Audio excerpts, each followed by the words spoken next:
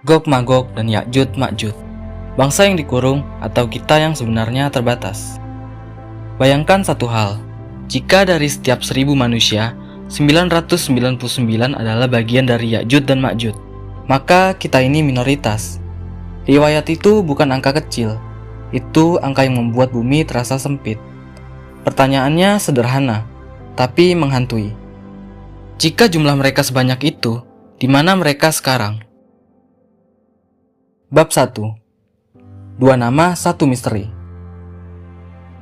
Dalam Al-Quran, kita mengenal mereka sebagai Ya'juj dan Ma'juj. Dalam Alkitab, muncul sebagai Gog dan Magog. Dalam tradisi Islam, mereka adalah dua bangsa manusia yang pernah membuat kerusakan besar. Zulkarnain membangun dinding dari besi dan tembaga cair untuk menahan mereka. Dalam kitab Yehezkiel dan Wahyu, Gog dan Magog digambarkan sebagai kekuatan besar dari utara yang menyerang di akhir zaman. Nama berbeda, tradisi berbeda, tapi pola ceritanya sama. Jumlah besar, kekuatan destruktif muncul di akhir zaman. Apakah itu semua kebetulan? Atau memori kolektif umat manusia tentang sesuatu yang sama? Bab 2. Apakah mereka manusia? Mayoritas ulama Islam sepakat, Ya'juj dan Ma'juj adalah manusia, bukan monster, bukan jin, bukan makhluk gaib. Tapi manusia yang jumlahnya luar biasa banyak dan membawa kerusakan. Dalam sejarah tafsir klasik, mereka sering dikaitkan dengan bangsa-bangsa nomaden dari Asia Tengah. Bangsa yang bergerak cepat, menaklukkan wilayah luas, dan datang seperti badai. Sebagian orang modern lalu berspekulasi, apakah mereka bangsa tertentu? Apakah dari keturunan Asia Timur? Dan apakah bangsa Mongol dulu adalah representasi mereka?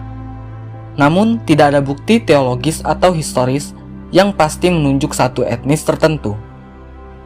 Mengaitkannya dengan satu bangsa modern adalah spekulasi dasar tanpa ilmiah.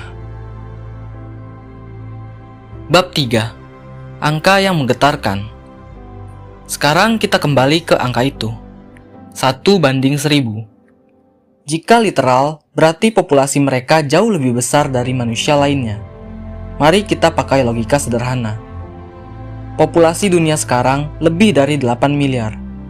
Jika rasio itu diterapkan, maka jumlah mereka bisa mencapai triliunan.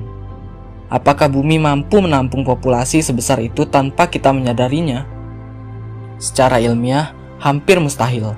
Dengan satelit, pemetaan global, eksplorasi lautan, hampir tidak ada wilayah besar di bumi yang benar-benar tidak terjamah.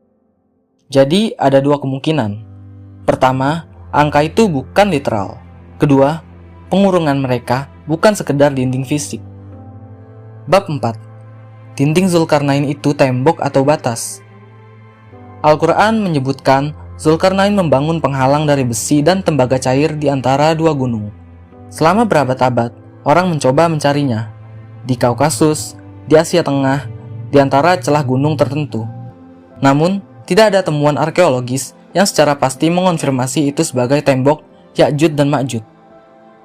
Lalu muncul pertanyaan yang lebih filosofis. Bagaimana jika tembok itu bukan sekedar material?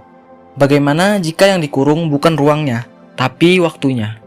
Artinya mereka memang ada, tapi dibatasi untuk muncul pada periode tertentu dalam sejarah. Bukan karena baja, tapi karena ketentuan. Bab 5. Bagaimana jika mereka bukan bangsa, melainkan sistem? Sekarang kita masuk ke wilayah spekulatif tetapi tetap rasional. Bagaimana jika Ya'juj dan Ma'juj bukan sekedar kelompok etnis?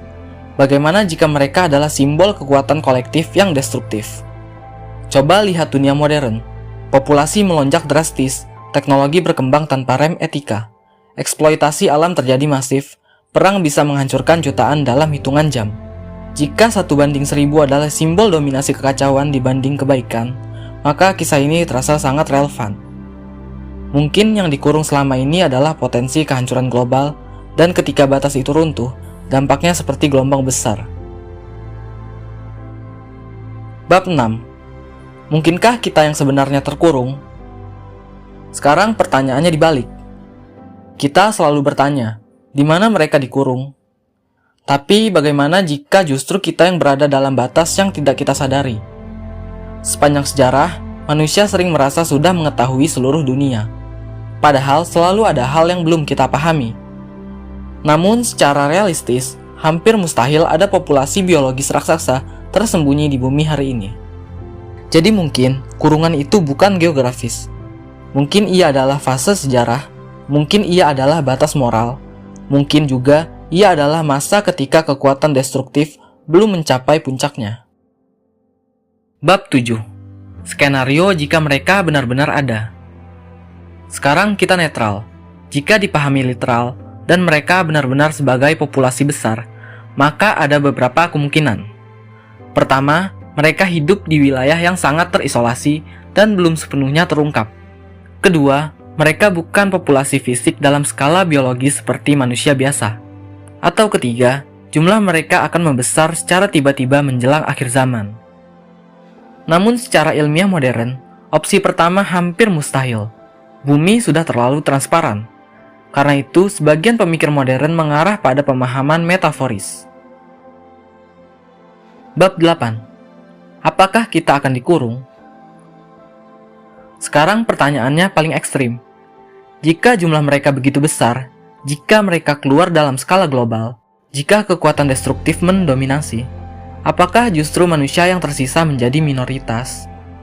Dalam narasi akhir zaman Islam, Ya'juj dan Ma'juj akan menyebar sangat cepat dan sulit dihentikan oleh kekuatan manusia. Itu menggambarkan ketidakmampuan teknologi atau militer menghentikan arus tertentu. Jika ditarik ke zaman modern, bisa jadi ini menggambarkan krisis global yang tidak bisa dihentikan oleh sistem manusia sendiri. Bukan karena mereka monster, tapi skalanya terlalu besar. Penutup, misteri yang lebih dalam. Pada akhirnya, Gog-Magog dan Ya'juj-Ma'juj berdiri di antara sejarah, teologi, dan simbolisme. Bisa dipahami literal, bisa dipahami simbolik, bisa dipahami sebagai peringatan tentang skala kekacauan yang mungkin terjadi ketika manusia kehilangan batas. Dan mungkin inti dari kisah ini bukan tentang di mana mereka sekarang, tapi tentang apakah manusia siap menghadapi kekacauan dalam skala yang tidak pernah terjadi sebelumnya. Karena jika 1:1000 adalah peringatan, maka kisah ini bukan hanya tentang bangsa tersembunyi. Ia tentang potensi kehancuran dan potensi manusia untuk memilih jalan berbeda sebelum tembok terakhir runtuh.